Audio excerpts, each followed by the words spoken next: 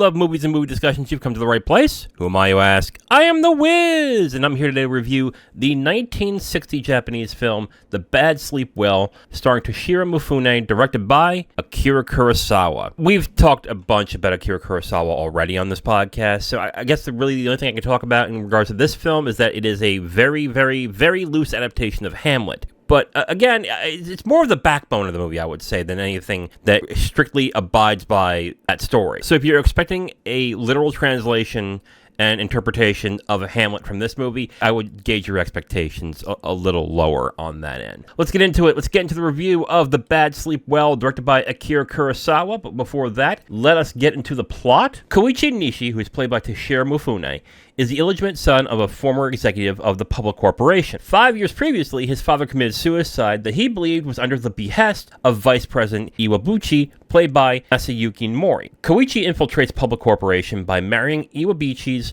crippled daughter, Yoshiko, played by Kyoko Kagawa, with the intention of exposing the public corporation and taking down everyone involved in his father's suicide. And now that we got to the plot, let's get to my 3 points. And my first point is this is a twisty, corpo noir revenge flick. I think one of the most interesting things about this movie, it mixes elements of corporate movies, basically movies about people who work at corporations. Think of Company Men, think of Margin Call, and then it fuses it with a very noir feel to it. If you think about how corporations are portrayed in media, especially nowadays, beautiful offices adorned with glass, beautiful furniture and paintings and pictures with all sorts of like beautiful people in really well-dressed suits. This film, even though I think it's because it's set in Japan, it's a little different. This film is in black and white, and everything surrounding everybody is not beautiful. It's pretty standard, except for the vice president's office, which is pretty good looking at that end. It seems like everybody is in like a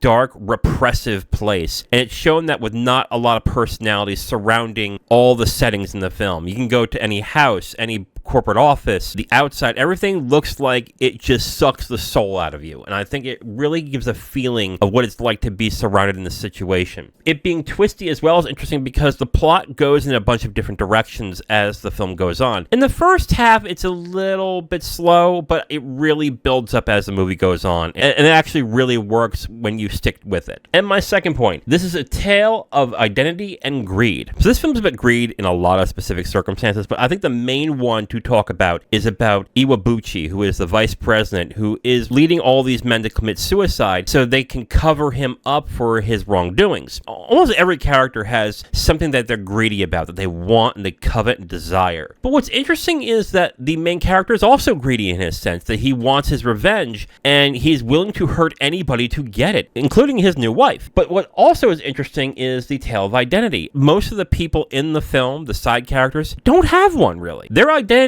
is they work for this corporation. Now, this could be a lot about the culture surrounding Japanese corporation culture and all that. I would have to ask Zero for that information. I think that was a very interesting thing to really show into the movie as well. Only two people that show any semblance of a personality are the one on top and the one looking to get rid of the guy on top. But this also is a tale of identity when it comes to the main character too, which I'm not going to spoil. So I would say if you want to check out why that is, definitely check out the movie. And my third point, it's a bleak story about loyalty. A lot is said in this movie about loyalty to the corporation, loyalty to your family, loyalty to your wife, loyalty to your friends, your father. This is a film that shows the enormous downside to being loyal. There are characters in this movie that know Iwabuchi is doing a lot of bad things, namely his son. But because he loves his father, he doesn't know what to do. That's the blindingness of loyalty. Same thing with Nishi. He is loyal to his father, but then you question why that is. And again, I will not spoil why I would think that you would question that. But it's definitely an interesting film that shows the dark side of being loyal to somebody who may not give it back to you in return. So I think this film is a great movie that shows a lot of different themes. So these are the three main ones that I wanted to talk about. And here are the footnotes for The Bad Sleep Well. And my footnote is, can evil only be vanquished when evil is used by good people? This is a big theme in the movie that I really dug and I was really into is that Nishi is trying to do the right thing, trying to expose this corporation that hurts and kills people and steals money from a lot of people who need it.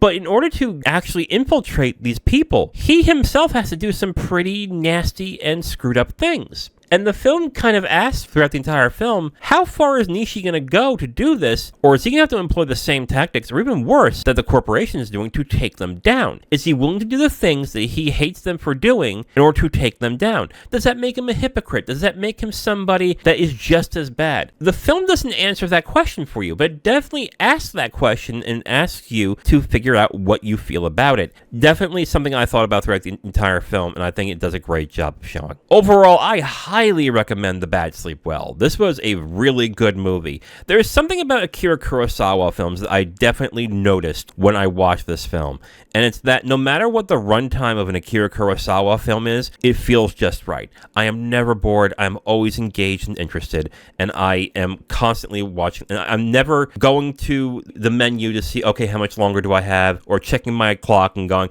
okay, what time is it? Oh, I got about this amount of minutes. I'm invested, and that is either Rashomon, which is 90 minutes, or it's Seven Samurai, which is 3.5 hours. I don't think I have watched an Akira Kurosawa film where I have actively asked, what time is it? How long is the movie? How much more of it is going on? I am just invested. And The Bad Sleep Well is another movie that does this very well. I think Toshiro Mifune is very good in the movie. I also want to say that Kyoko Kagawa is actually very good in this, but I think another great performance is Masayuki Mori, who plays the vice president in this movie. He is evil in a subtle way, but it's also clear how despicable this guy is, but he's also entertaining to watch in this movie, and I just really enjoyed all the performances in this film. And then again, just the way that the film is shot and the way that Kurosawa frames the picture in this film and lets the film flow was just expertly done. Just an overall great movie. So overall, I highly recommend The Bad Sleep Well. If this is another Kurosawa film you haven't seen, definitely check it out. I only saw it streaming on the Criterion channel. And Criterion, good God, let's get a Blu-ray of this, please. You only have it on DVD?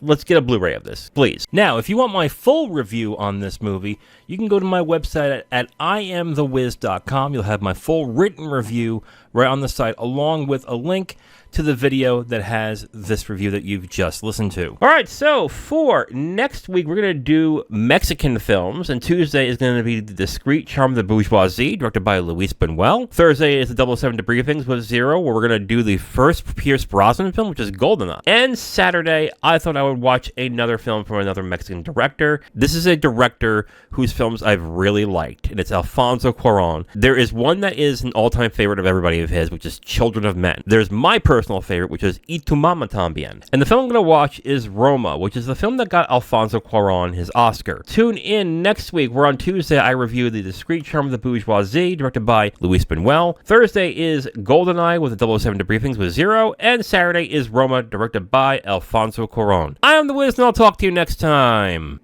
Bye.